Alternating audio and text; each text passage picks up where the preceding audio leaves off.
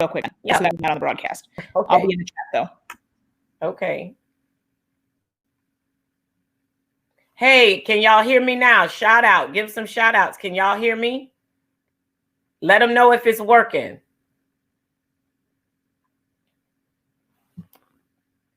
Type in some messages in the chat so they can see and know that it's working. It says I'm live.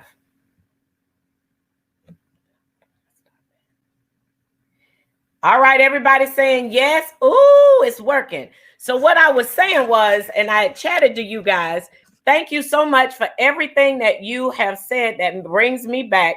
But I was getting to this thing where I was giving disclaimers. I already told y'all I'm wearing my Warrior Princess gig in honor of, and what I was, because of the young man that passed, that was the Wakanda dude. And so shifting, getting myself, but I was letting you know I'm on my throne, and that's my opportunity to just bring this really good information. I had done my thank yous to the ALS Association. Thank you to everybody that's ever said anything that I said was helpful at all. But I was beginning to give the disclaimers. Do not hold any of my former employers or current employers or the ALS folks responsible for anything that I say that comes out of my mouth, because it could go somewhere anywhere. But I want you to know that all of this information is evidence-based. We always use evidence-based information to give you all the best amount of information possible. And the evidence is based on my anecdotal experiences with folks. But it has some other legitimacy, but I won't go into the listserv and all the researchers. But I guarantee you, today you should come away with some information that's going to help you manage. And as a collective group of folks, let me tell you, today is officially, we hate the hell out of ALS all together now. Ugh. We can't stand it. It sucks. It's miserable. And it pisses me off that it still exists. But I know that even on this panel and in all of those places where they're looking and research and everything else, they're going to find what they can find. And I'm going to start this off saying too, have I started like 3 times? Probably. All right. So this is my last time starting. I'll just continue to talk. But the one thing that I do know is in this life, you can't pick some stuff. I'm going to set it off like that. You can't pick who your mom and daddy's going to be. And if we got good mom and daddies, we celebrate. But if we got some raggedy jokers that did not know what they were doing, then we just going to work really hard to release and forgive them. And then if not, you know, tell them off. And when you get old, to be like, nah, boo-boo, you ain't destroying me. But the other thing that we can't choose is some of the things that happen in our lives. Here we have this morning, we had no idea that we would be talking about a 43-year-old gentleman that has died from some kind of crazy cancer. And now here we are in our lives having to deal with, you all as patients, you all as caregivers, in particular with a disease that you did not go out and invite into your world. And you're having to learn how to cope with everything related to it.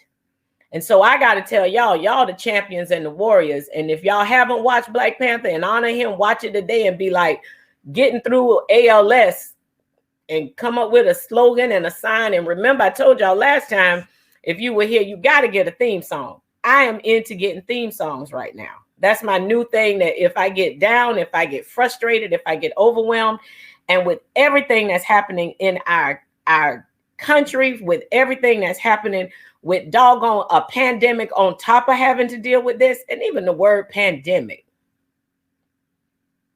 Somebody will probably come up with a rap song or something about pandemic. Watch them. But anyway, I got to give this out too. Let's just keep focused. This is my one anecdotal little side note. And now let's talk about wearing masks. And if you have to keep your mask on all day, has anybody ever experienced mask breath? Where when you start breathing in your own breath, and by the end of the day, you're asking yourself, where's the mint? Just saying. All right. That's that part. Okay. But about the topic, understanding and coping with preparatory and anticipatory grief. We're going to get into that, but I'm setting it up because you did not ask for this. There's a lot of emotions that you're going through, just having to manage. but also the folks who are taking care of the loved one. And I can say, coming to these symposiums, the whole time I've been coming, I have seen some of the most amazing love demonstrated. For those spouses, you literally fulfilling your vows, better, worse, richer, poorer, sickness, health, the standard ones. Any of the other vows that you've made, whether it's a parent, whether it's a child, whether it's any of that, know this for a fact. You all are doing what is called devotional sacrifice, and you are living the love. Put that one to music. Live the love by doing this work, but it's harder than anything anybody could ever understand or grapple with. And now I'm going to give a second shout out to all of the people that get on your nerves that, oh, is there's anything I can do? But because they're so scared that they're going to get it, or they can't really handle the reality of having to face the kind of thing that could be so diabolical and can hurt. It not only physically hurts, it can make your soul cry.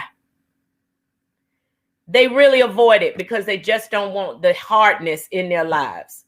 It takes a special person to partner alongside you and ride out with you on this. It takes a special person. And when you have them in your life, just be grateful because they're your anchor people. So I'm going to give you a few definitions. First one I'm going to give you is the one about the fact that we're at the Help and Hope Symposium. Help is make it easier for someone to do something by offering one's services or resources. That's help.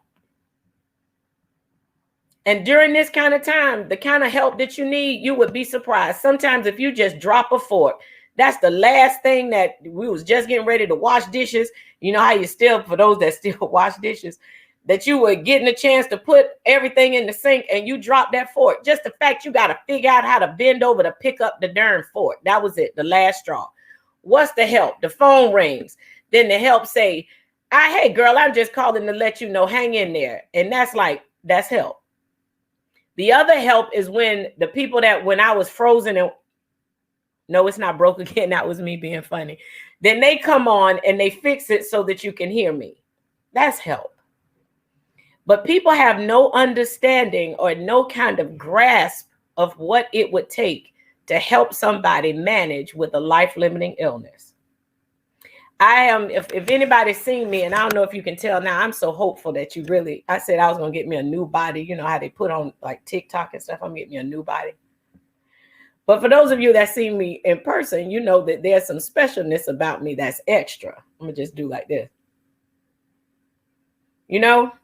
And I realize if I don't lose some weight, if I had some issues, I'd be probably a 4-person or a 3-person assist. And that's going to mean so much extra use of resources to get the help I might need to make sure that nothing kind of stays in them areas. And then talk about mass breath, no telling what it would smell like.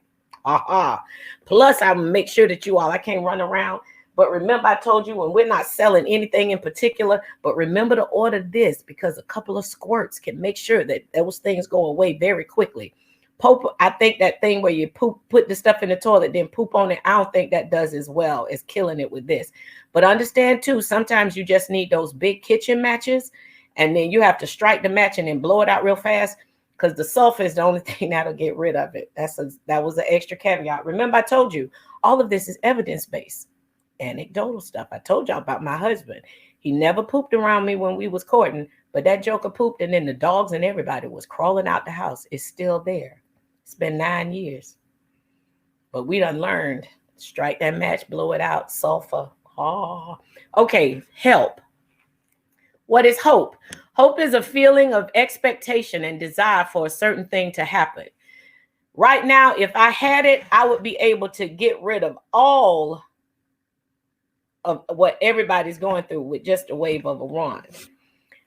But the hope that we're going for when we gather today is for somebody to understand, to literally hear that somebody else understands what I'm going through.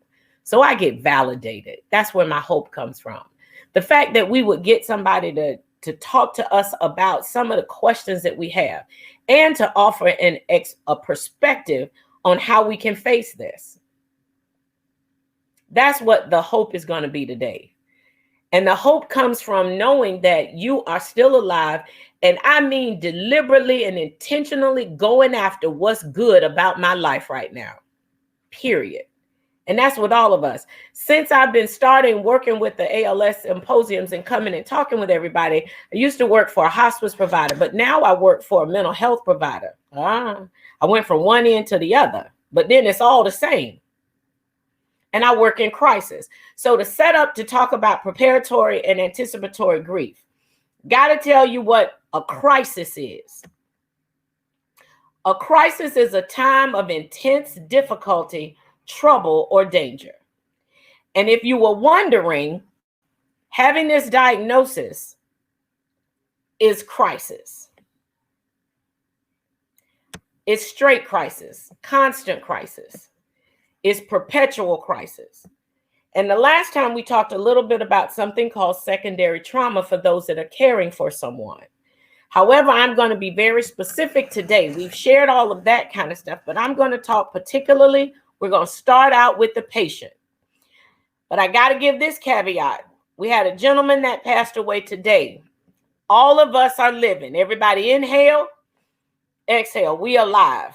But these bodies are at some point, one day, we don't know what we'll die from or when. But in my new job, I work with people that are suicidal because they cannot manage any of the stuff that's going on. And they see death as a hope and a way out, and they want to make sure that it happens.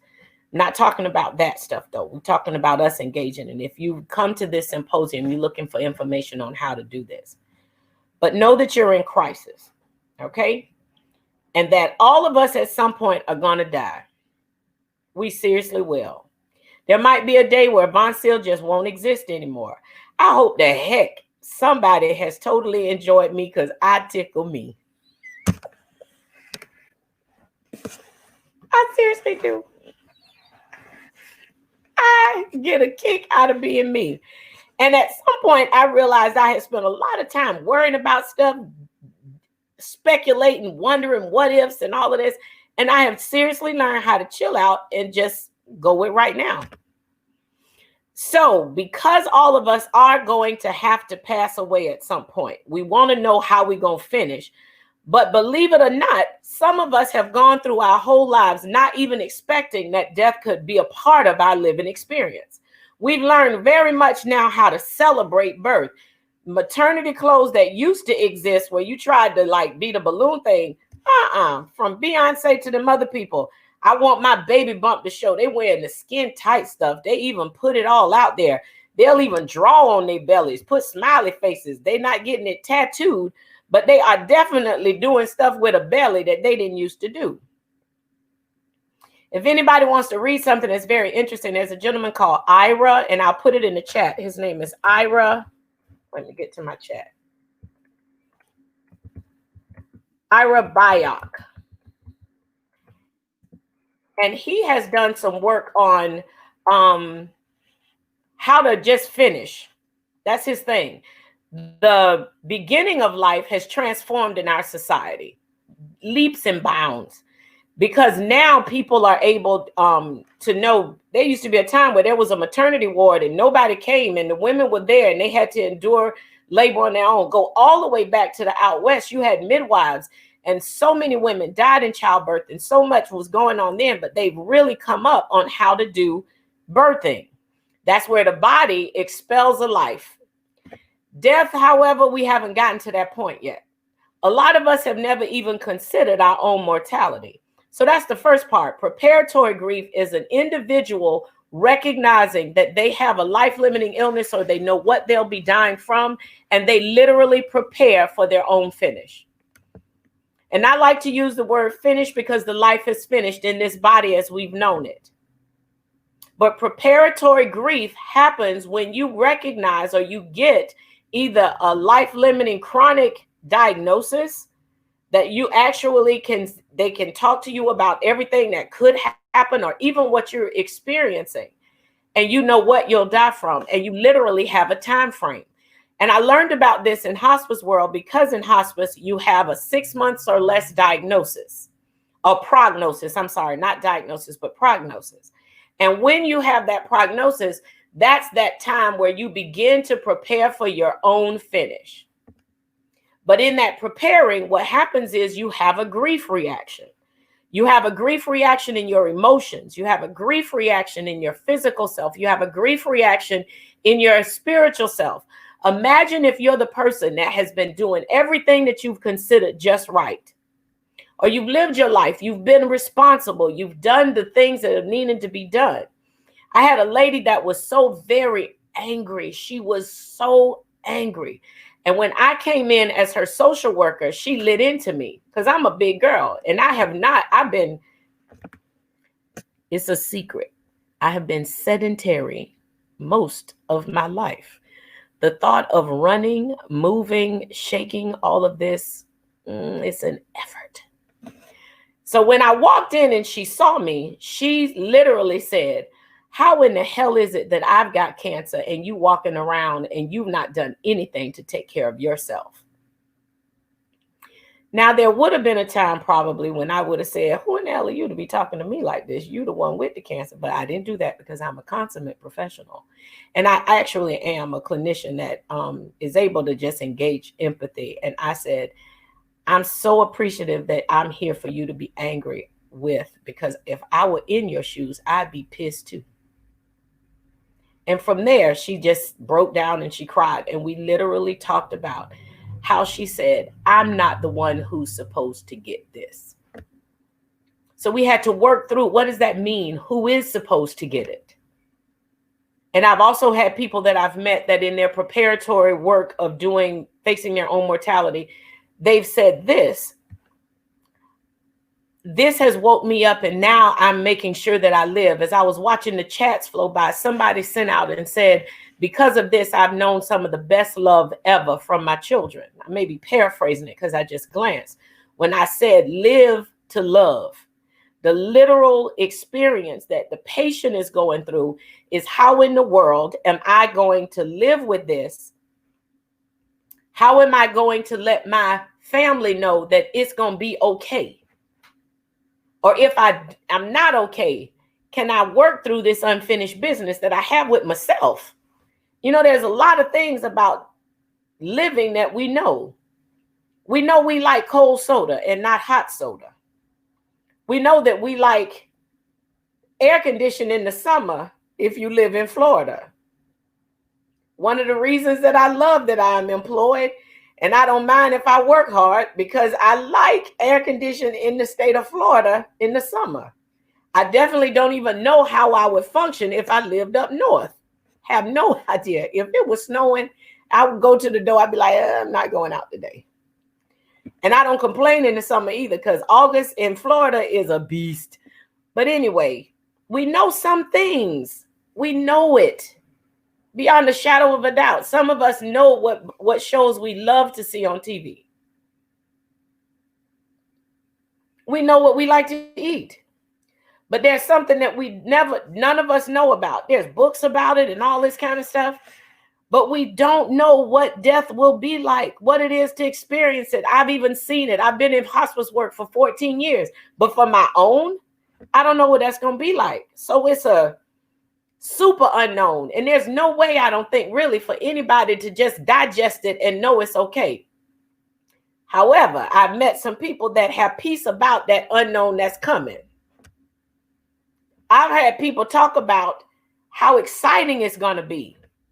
But in the preparatory grief world, you've got to own that. And then if you mad, you angry, you let bitterness settle inside of you, the people around you be like, hurry up.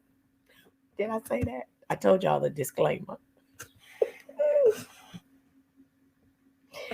Nobody send no chat to me about, that's how I feel about my so-and-so. Don't y'all do that. Don't do it. But if you're that person that's having to face your mortality, please know that's such an intimate, personal experience. And for those that love to talk about everything, if I don't have words for it, what these feelings are, don't think I'll be able to help you understand what I'm going through. please know that it's everybody's walk that they have to do. So be honoring of that and what you have to work through. But the gift the person that's going through facing their own mortality can give is reassurance to the family that's taking care of them that I'm going to be okay. Now, flip that. We're going to move into anticipatory grief. How much does it take to surrender to such an unknown? I don't know, but I'm going to give you a couple of stories.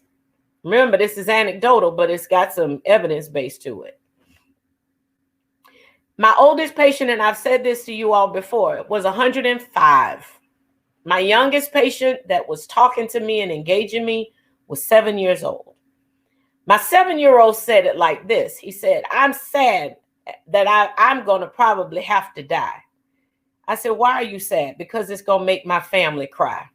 So he's already anticipating what's going to happen, that his family is going to be sad. And that 7-year-old.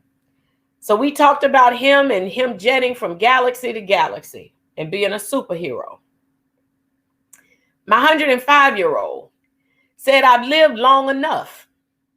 I've outlived all the people that could relate to when I was smaller, when I was younger, when I was a young man growing up. And I said, how long did it take to get to 105? And he snapped his finger. We all can think about so many memories of living. Right now, we talking to each other. I'm talking to, I think this thing says 86. No, it's 111 people listening to me. I can't see y'all at all, but everybody can see me. Look at technology. The wheelchairs that you all use. There used to be no wheelchairs. And now you got some that I want to get in them and ride them. And for the married people, take a ride. Back to the reality of having to face your own mortality. I had a lady that I walked into the office, walked into her room at our care center in Orange Park.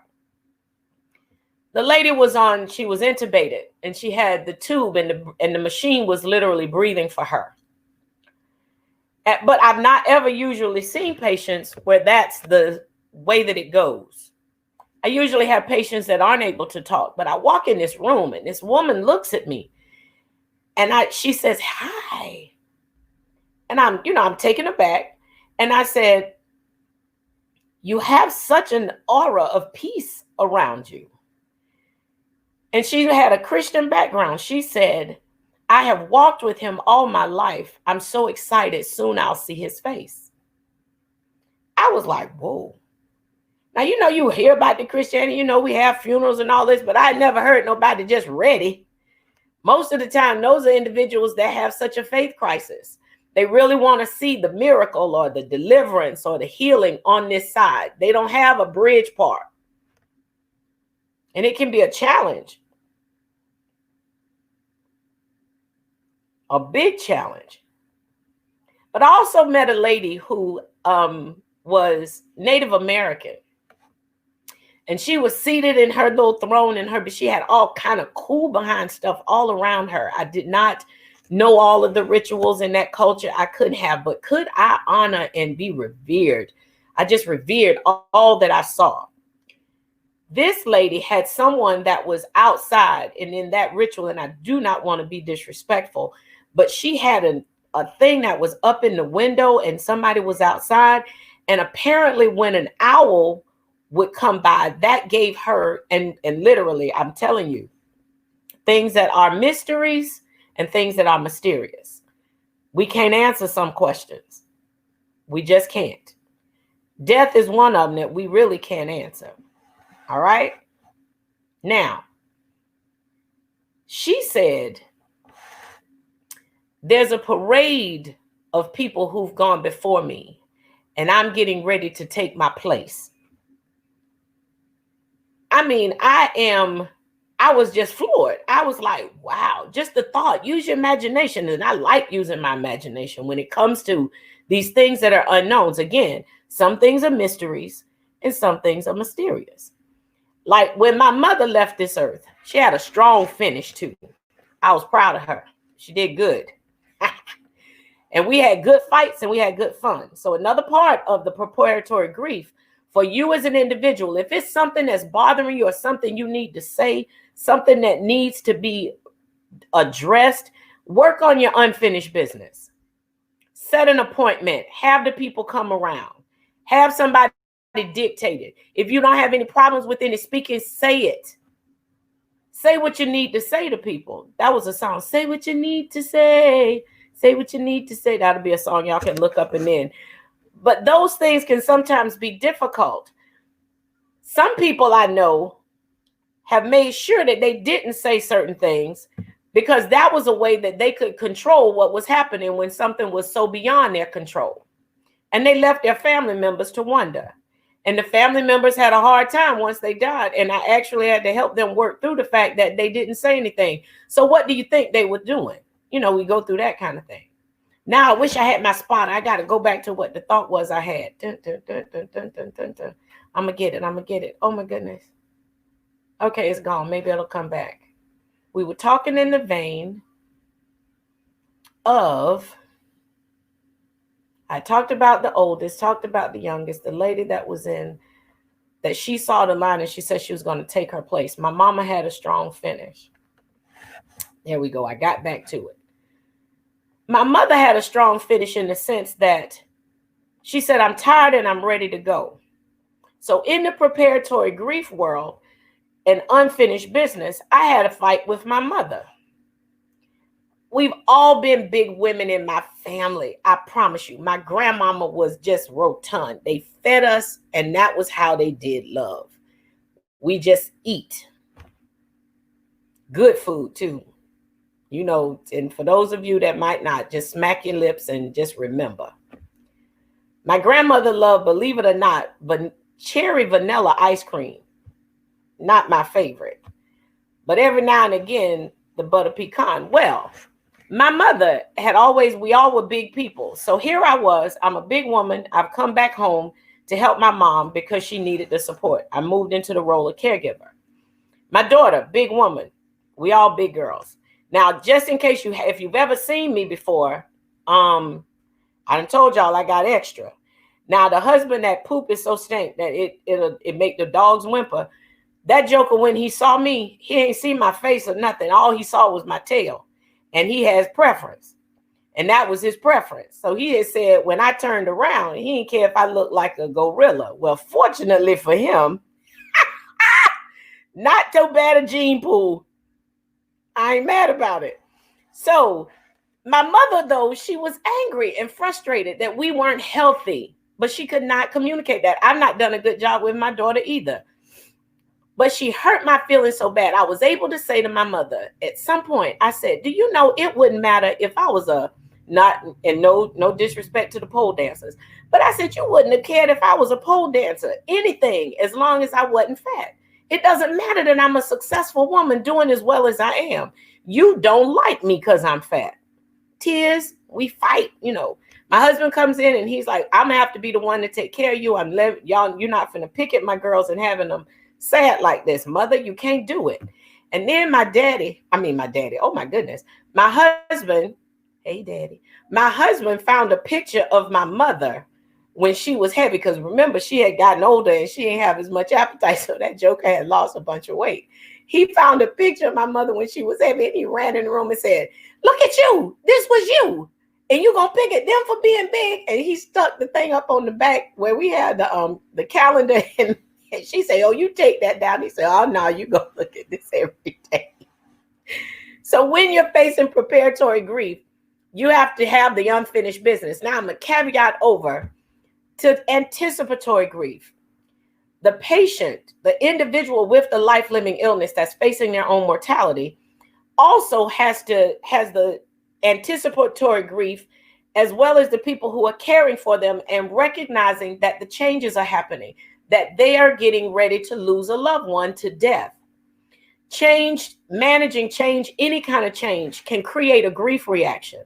But if you are dealing with the permanent change of a loved one dying and no longer being in this earth realm with you, it can be overwhelming and insurmountable with the emotional reactions you can have.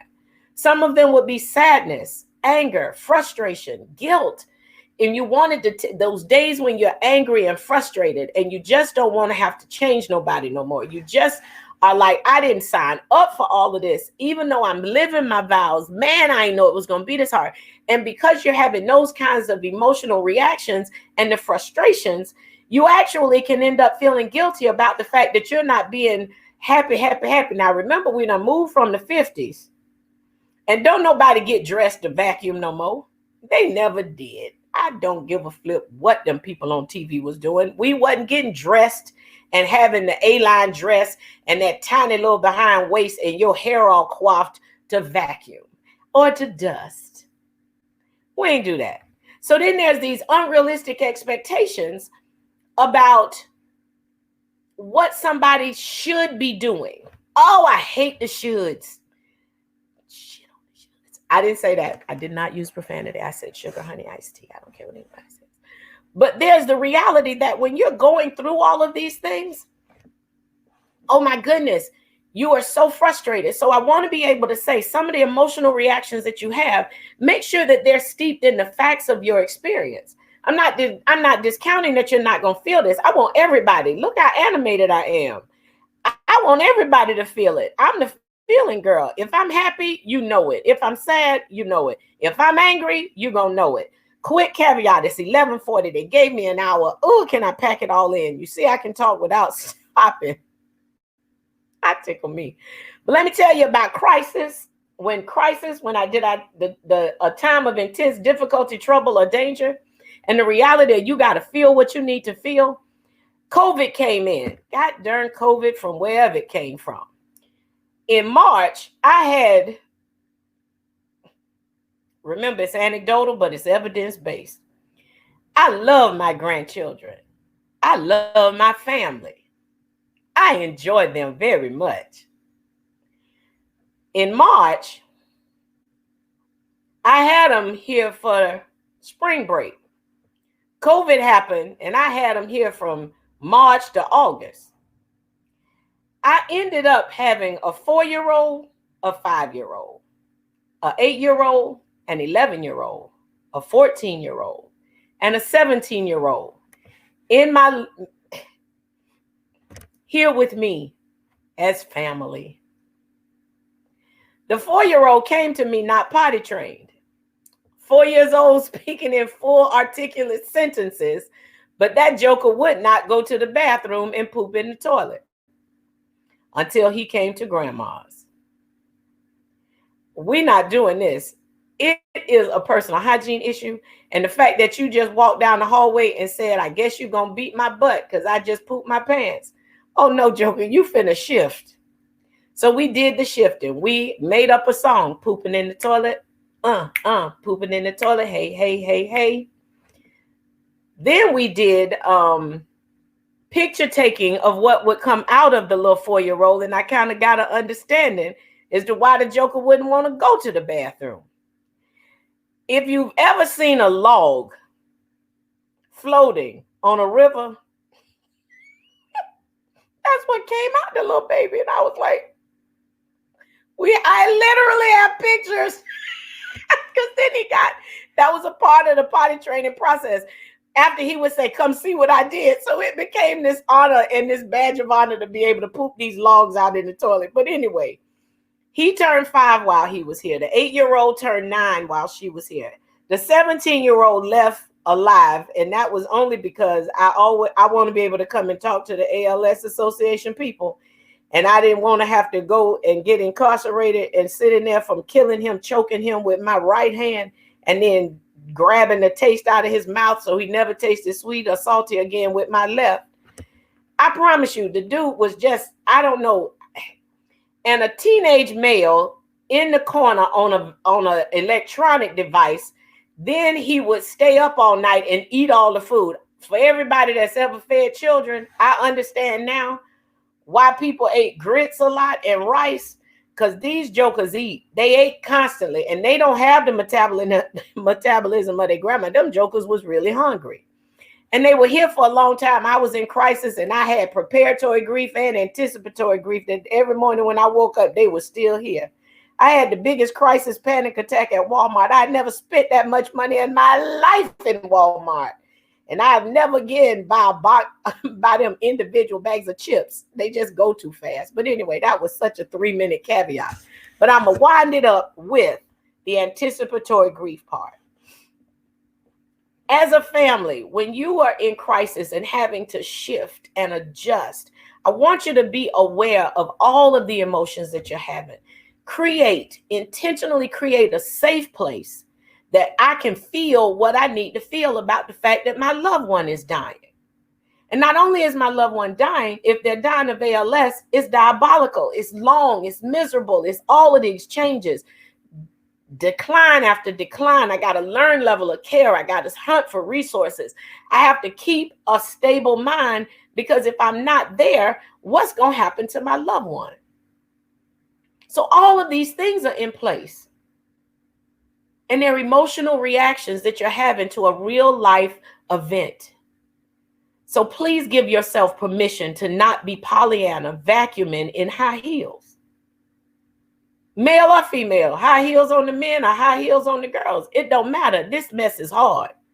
And so it's not something for you to have gotten a manual on or taken a class in to be able to know, how do I handle all of this that I'm feeling?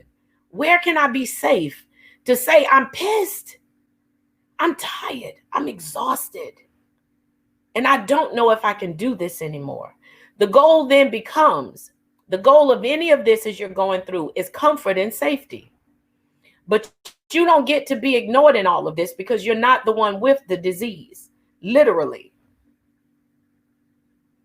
I just saw a chat that came across.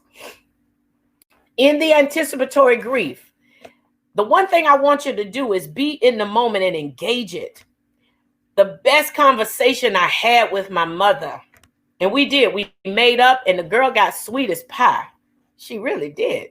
I totally enjoyed my mother.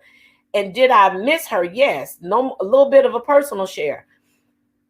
Anticipating the person that's going to leave helps when you and the person are able to have that moment that's yours.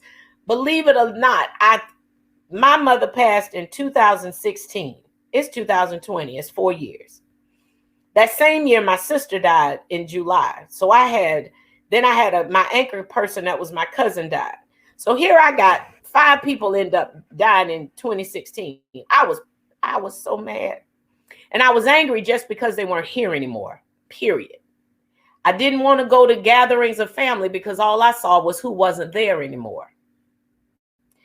But today, I'm on the ALS Symposium line telling you that I cherish and I have turned my grief to gratitude that I got to be that woman's child. I got to have that love in my life. And it's not just because I'm Vonceil. You can literally determine that that's what's going to happen. I have several memories that when I miss her, I used to long for her to be here. And then it became, I'm so grateful I got to have her. But while you still with your loved one, pick those memories that's going to matter. Make sure you have these conversations about what you'd like for them to do if you weren't there. You see me, it looks like I got a bug on my nose, so I got to scratch that off the screen. That makes me feel better. I was distracted by that. That was so extra, wasn't it? You didn't. That was so much. That was so extra. Okay, now, when you have that conversation, go for a couple of things. Validation. Let them say thank you. Receive. If there were times that you needed to say, don't go back, and if it's some stuff, it's okay if it go to the grave because you just don't have enough time to process it.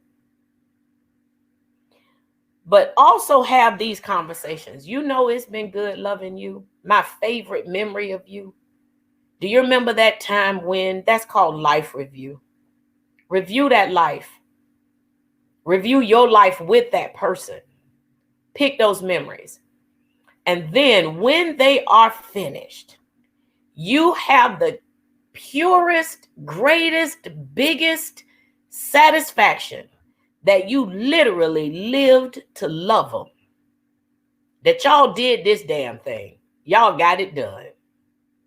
Now, I'm getting not super emotional, but my eyes are watering because I believe that literally. Because the life can change in a dime. Your loved one and you are dealing with ALS, but man, there's some people that they woke up that morning and looked to their left or looked to their right, and that joker was gone. And life can change in an instant. You can get a phone call, and from that phone call, life done changed.